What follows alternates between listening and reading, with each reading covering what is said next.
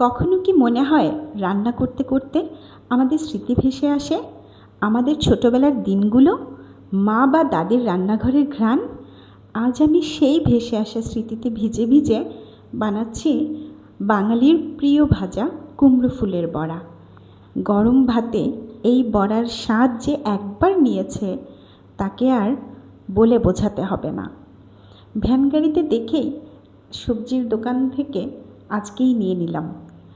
কেটে ধুয়ে গুছিয়ে প্রত্যেকটা ফুলকে খুব ভালোভাবে চেখে চেখে দেখেছি। এখন একটি বাটিতে কিছু কাঁচামরিচ কুচি আর আগে থেকে বেটে রাখা ডাল আর চালের মিশ্রণ, হলুদ আর সামান্য লবণ দিয়ে একসাথে মেখে ফুলের দুপাশে লাগিয়ে নিয়েছি। ফুলগুলোকে যত্ন করে মুড়িয়ে নিলাম। হাতে ধরা প্রত্যেকটা ফুল যেন ছোট্ট সুখের অংশ। এবার সোনালি করে ভেজে নেওয়া। অল্প তেল, তাওয়াতে লাল সোনালি রঙে ভাজা ঘ্রাণে ভরে উঠেছে আমার রান্নাঘর। প্রতিটা কামড়ে মনে হয় সময় থেমে গেছে।